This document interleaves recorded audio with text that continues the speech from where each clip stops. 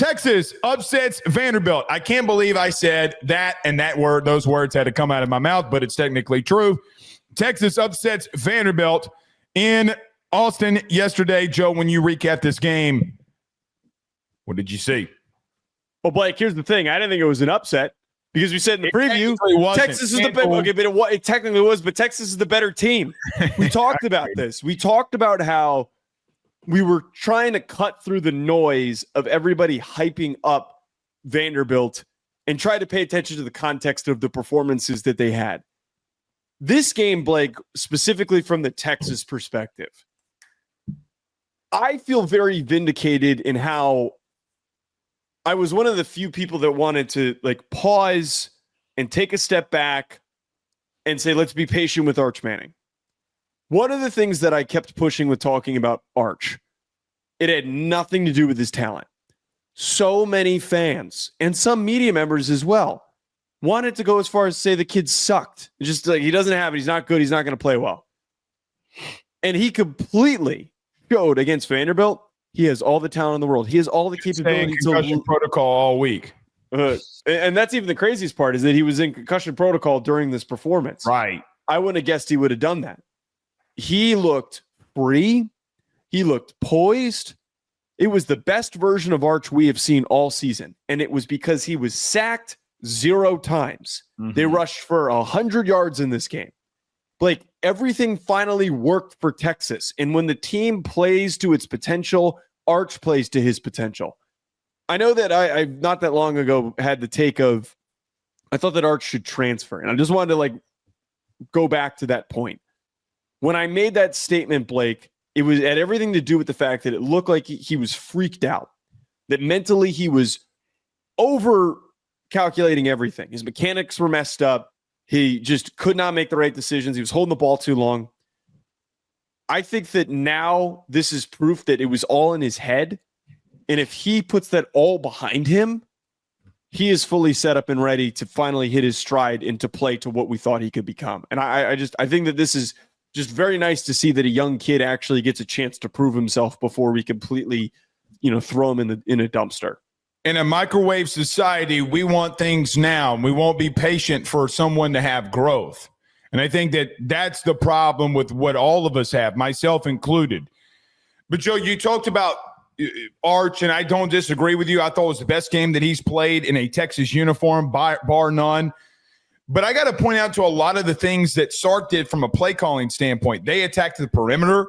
The safeties for Vandy could not make tackles in the open field. They threw multiple bubble screens. So the 75-yard bubble screen to Wingo, he breaks the tackle. He's off to the races. Livingstone on a critical third down has a screen to him. Forgive me for forgetting number 8's name. With the dreads, the safety for Vandy, he missed multiple tackles. The one that he had, Wisner in the backfield, he rushes for a first down. The first half, Vandy was awful in tackling. And I thought that instead of making so many difficult decisions for Arch, I felt like Sark made him just go through simple things. And the athletes for Texas, we finally saw a team in a game in all of the parity where I felt like the team that had the better athletes just dominated, especially in the first half or first 3 quarters, really. I look at a situation where when I talked about a couple of weeks ago, we broke down Vandy versus LSU or Vandy versus this team or Vandy versus Alabama.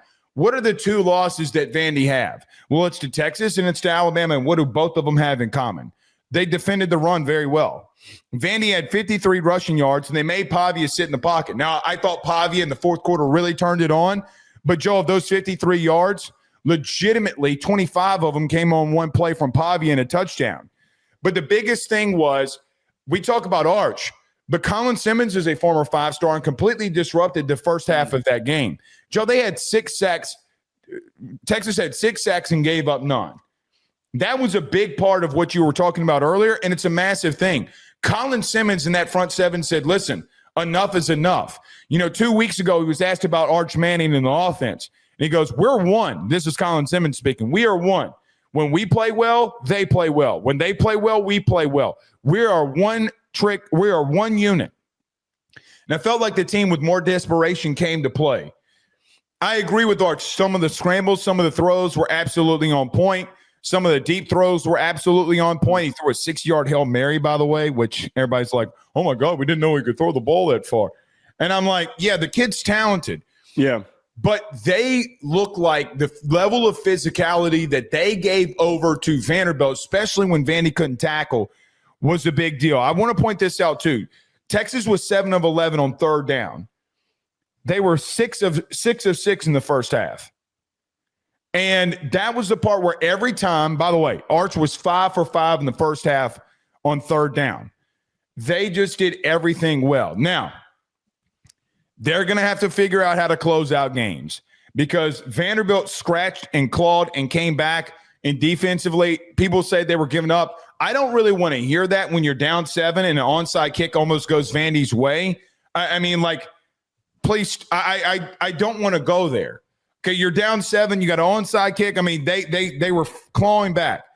But I got to give Vandy this, man. They gave it everything that they had. I mean, they're still a quality team. They're not a bad team at all. But the team with the better athletes definitely just controlled this one. Texas got to learn how to close here if they're going to continue to progress. Because look, they got A&M, they got Georgia. This is not going to be an easy thing here. It's not going to be easy, but it's still at least alive. And I was saying this to you pre-show. It's going to require a lot for them to beat Georgia theoretically, but Georgia had another game where they didn't have any sacks, which we're going to talk about. And Texas, no sacks on Arch. Arch plays as good as he does. I think that those things are going to be interconnected when we end up doing that preview in a couple of weeks. Here's the thing with Vanderbilt. I think you just said it very correctly. You know, we're doing all these previews and we keep picking against Vandy because we keep finally got one right. I know. Well, no, we got the Alabama game right. We got that one game. So we're 2 for 2 right now on predictions with Vanderbilt involved. I think that what was misunderstood that when you're picking against a team like Vanderbilt in the way that we've talked about them, I have never said Vanderbilt's a bad team. My problem with the way that they were being framed was that they were being a playoff contender. Was a bona fide national champion. Like they were going to get in the playoff, that they were a sleeper national championship team, that they could go to the SEC championship games. That was how that they were being framed. And that's just not true. It's just not. We saw that in this game. Yes, the game ends up being close. I know that you pointed out, like, give them credit for fighting. If it wasn't for Texas completely mailing it in, that game ends up being a complete and utter ass whoop. Like, they were blowing past them. The whole first quarter, they had full control of that game. There was nothing that Vanderbilt could do to get Diego Pavia time.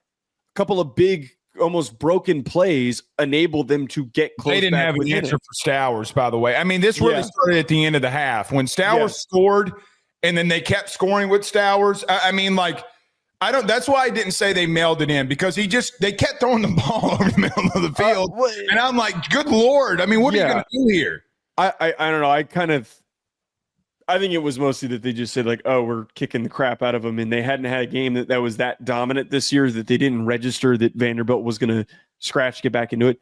They held Vanderbilt to 58 rushing yards. And I think that was the real reflection of the dominance that Texas had over them. This was the take that we had in the preview and the take that we've been talking about. When you face a team that actually has blue chip talent and a quality roster, you're not going to be able to go toe to toe. I hate to be the bearer of bad news and to be the Homer preacher here that, like, oh, you're not built for this. It's just how it is. Vanderbilt was never built to beat a team like Texas. They just weren't. And they weren't built to beat a team like Alabama, like they did a couple of weeks ago. Well, they try to play physical, and I love that they try to play physical, and they're going to get better with playing physical styles of football.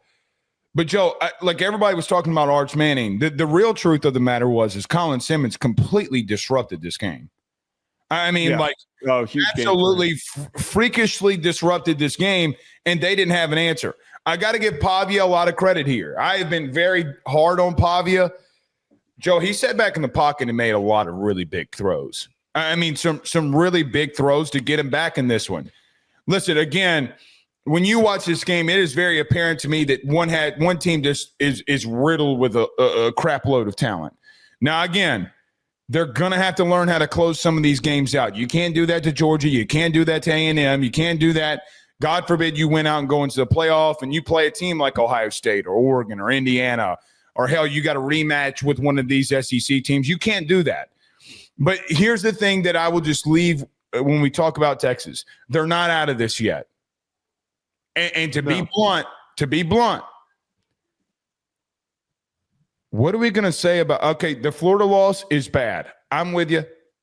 But, Joe, if they have a loss to Georgia, okay, and then they split the Georgia and Texas A&M games, and you have a 9-3 Texas, we have to have a very interesting conversation because there's a chance that we're talking about them losing to the SEC champion potentially and the Big Ten champion. Both of them potentially, all three. A little bit of a hypothetical there for Georgia. No, I'm saying if they. Well, no, you just said. Oh, SEC champion could be Texas A&M. I'm understanding what you're Texas saying. A&M. Like, I mean, if they split, meaning if they split the month of November, they beat Georgia and lose to Texas A&M. Again, I'm just spitballing here. Joe, they're not even close to being out of this. I think that they could have. Would another loss be detrimental to them for the playoff perspective? Yes. I'm not saying it wouldn't be. However, you're going to have to quantify a Big Ten champion loss and an SEC champion loss then. Because then you're just getting to a point where I get Florida. I get it. I'm with you. It's inexcusable. Can't happen. But at the same time, what are we talking about here? Well, it just depends on who's in the conversation because I would argue if USC finished the year wait. If USC finished the year 10-2, USC should get in over Texas because they're going to have a better resume. They'd have a win over Oregon. They wouldn't have a better resume. They would have a better resume than Texas. Name their best win. They would have a win over Oregon at the time. Oh, okay. I see what you're saying. Okay. Fair. That's fair. Okay. But that would be the fourth Big Ten team. They would also have a win over Michigan. And Michigan would likely also be in the playoff. I'm not battling the SEC and Big Ten. If it comes, I think that there's going to be. I think there could end up being more of a debate between the Big Ten teams and the SEC teams than we realize. Well, if they beat A&M, it's a better win than Oregon at the current moment because that could be your champion of the SEC. Okay. We're doing the thing. I know. I'm just saying. There's no point. The bottom line is they're not out of this thing. No. Not by a long shot. Well, God forbid they go undefeated in the month of November. Then we got a lot really big. By the way, they'd have one SEC loss. Then they might even get into Atlanta. Dude, I mean, if they play like that, the first three quarters, that's requiring a lot of mental gymnastics. I'm not going to say that, but it's possible. Who the hell knows? Who knows? The season. It's not getting into the playoff though.